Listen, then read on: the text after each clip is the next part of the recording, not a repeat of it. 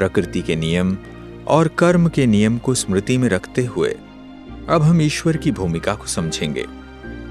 दुसहाय विषम परिस्थितियों से निकलने के लिए ईश्वर के अलावा और कोई भी नहीं जिस पर मनुष्य निर्भर कर सके।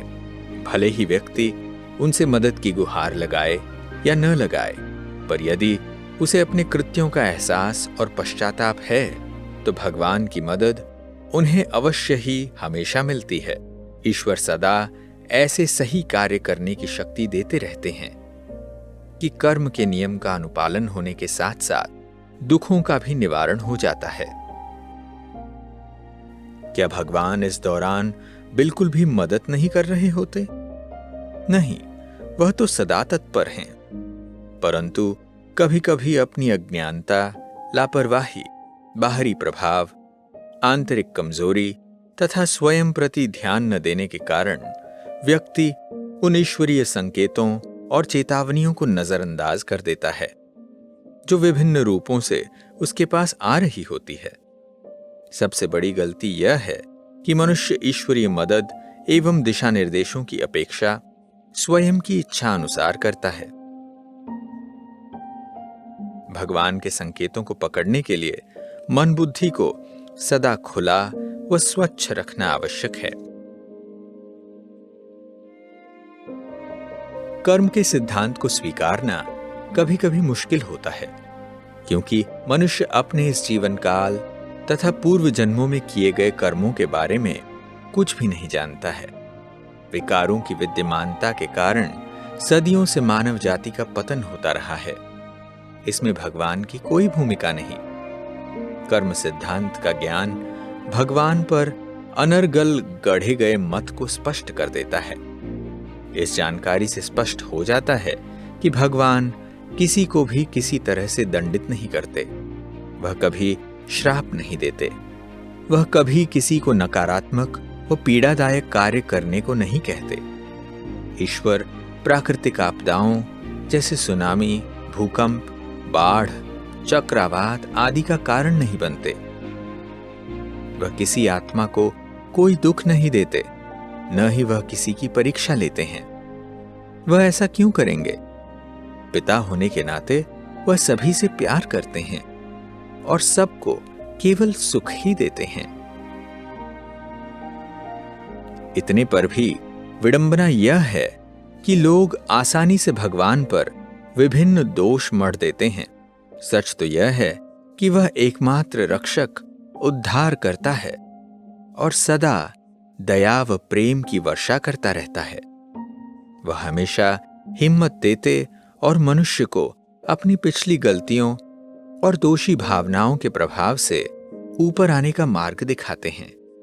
ईश्वर की सहायता और शक्ति व्यक्ति को पिछले कर्मों के खाते का सामना करने और उन्हें चुकाने का अवसर देती है। भगवान सभी के साथ समान व्यवहार करते हैं।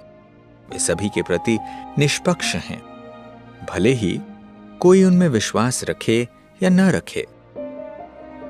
परमात्मा जो कर्म के नियम और गहराइयों तक से पूर्णतः अवगत हैं और यह जानने के बावजूद भी कि उसके बच्चे भटक गए हैं, वह अपनी संतान से बहुत प्यार करते हैं।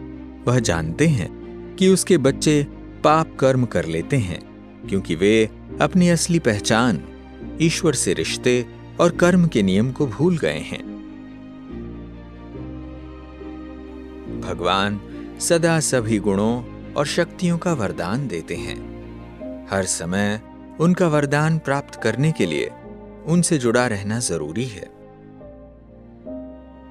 भले ही कोई व्यक्ति कितना भी अयोग्य, पतित व गिरा हुआ क्यों न हो, ईश्वर सदा उन्हें फिर से खड़े होने और अपने मूल स्वरूप को जानने के लिए शक्ति प्रदान करते हैं। निराश होने या पश्चाताप करते रहने की आवश्यकता नहीं। जब मन या संसार अनियंत्रित तूफान बन जाए, तब सबसे सुंदर व सुरक्षित शरण है भगवान की गोद। इसी कारण उन्हें पतित पावन कहकर महिमा मंडित किया जाता है। वे ही एकमात्र रक्षक हैं। केवल उनका प्रेमपूर्ण स्मरण ही इस अनिश्चयों से भरी दुनिया में सभी को संरक्षण व सुरक्षा निश्चित रूप से प्रदान करता है। परिस्थितियां कितनी भी विषम क्यों न हो, जिस व्यक्ति को अपनी गलतियों का एहसास है वह निस्वार्थ भाव से समर्पण पूर्वक भगवान की ओर देखता है तो उसे अप्रत्याशित तरीकों से ईश्वरीय मदद मिलने का अनुभव अवश्य होता है। बहुत से लोग हैं जो याद करते हैं अथवा अपने अनुभव साझा करते हैं कि कैसे उनकी पूरी तरह से निराशाजनक स्थिति भी सुलट गई और उन्होंने इस दौरान ईश्वर की अदृश्य अनदेखी शक्ति को स्वयं में महसूस किया।